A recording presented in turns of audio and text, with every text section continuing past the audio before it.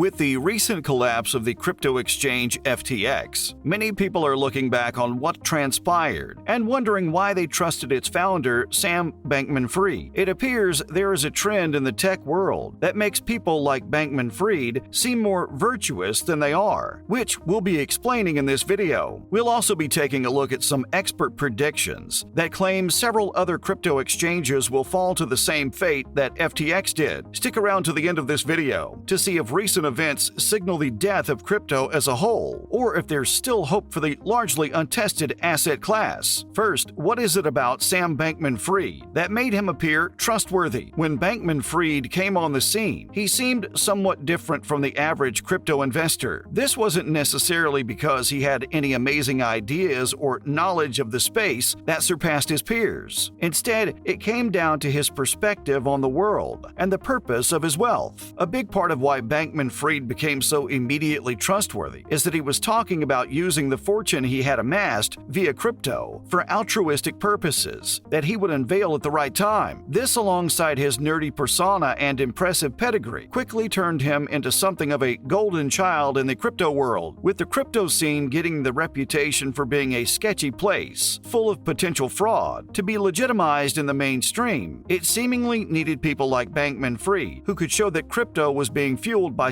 smart, likable, and generous people. Unfortunately, as the recent crash of FTX has revealed, this may not have been the case. An image, not backed up by actual substance. So what about Bankman-Fried was earning him comparison to another tech disaster story, Elizabeth Holmes? So what about this makes him similar to Elizabeth Holmes? First off, if you're unfamiliar with the story of Elizabeth Holmes, she was purported to be a tech wonderkind for much of the early 21st century. She founded a company called Theranos, which claimed to be revolutionizing blood testing through methods that required only minuscule amounts of blood. This led to Theranos' market cap skyrocketing to $9 billion, earning her the title of the youngest self-made female billionaire in America by Forbes in 2015. The next year, however, the house of cards would come tumbling down, as it was revealed that Theranos' claims about their technology were almost completely fraudulent. The reason Bankman-Fried is now earning comparisons to Holmes is that he was similarly pushed to prominence. In the 2000s, Holmes became famous for being one of the only women at the forefront of the tech world and for pursuing technology in a way that would provide real-world benefits. She served as a poster child for diversity and altruism in the tech world, which led her to being considered more trustworthy and ultimately led to her creating such an intricate scam. Although Bankman-Fried certainly wasn't any more diverse than other crypto investors, he had that sense of altruism, which led to people considering him more trustworthy, with little evidence to back it up. This is something referred to as techno-optimism. This essentially means people being willing to put their trust into new technology and the people creating it because they see creating a better world and don't know enough about it to know why that's a bad idea. With this being said, does this point to a problem with the world of tech as a whole? With this being said, does Bankman-Fried reveal an underlying issue in all of tech? As previously mentioned, the stories of Bankman-Fried and Elizabeth Holmes share some scary similarities that point to the world as a whole having a case of techno-optimism, with our world largely being run on innovations from Silicon Valley companies like Google and Facebook. It's easy to trust that these people have our best interests at heart and are doing everything they can to make the world a better place. Because the general public is not well educated on much of the technology behind these massive companies, it's often things like goodwill or the appearance of optimism that makes us more likely to trust someone. This reveals an underlying problem in tech and how we view it as a society. We should all be trying to be as educated as possible about the technologies that are pushing the world forward. This will keep us from repeatedly falling victim to companies like FTX and Theranos, run by seemingly good-natured people. That being said, the general public will never have the same level of specialized knowledge as those at the forefront of the tech space. So in many ways, it is up to them to use their abilities for good and not in the selfish pursuit of money. Ultimately, Bankman-Fried's recent couple of months tells a story of a man who is over his head, playing with money he was not qualified to have control over, while Elizabeth Holmes seemed to be more consciously scamming her clients. Is that much of a difference when people's livelihoods are at stake? With the fall of FTX, it's believed that many other crypto products and exchanges will experience similar crashes. Why is this? Moving on, why is it predicted predicted that many crypto companies will soon fail. Venture capitalist Joe Lonsdale, who was also the co-founder of software company Palantir, has recently predicted that many other crypto projects will crash in the wake of FTX. He has said that most crypto projects will fail over the coming months. As he says, FTX has revealed that much of the crypto space is essentially a Ponzi scheme, citing lenders, tokens, and various other parts of the crypto ecosystem as examples. As he says, this is what you'd expect in any situation where you have stuff that's not regulated. Cryptocurrency is the rare space where things are often not based on any actual value, but on how much perceived value something has. As he says, much of the crypto space for the last several years has been driven by people seeking to inflate bubbles to make a quick profit, which is roughly the definition of a Ponzi scheme, with many crypto tokens serving no purpose other than being a get-rich-quick scheme. These predictions may be coming true sooner rather than later. This is backed up by several other crypto projects crumbling recently in the wake of FTX. What are these projects? Keep watching to find out. Next, what other crypto companies have recently filed for bankruptcy alongside FTX? After FTX crumbled, the crypto space has been in a shaky place, to say the least. In November, FTX reportedly lost approximately $1 billion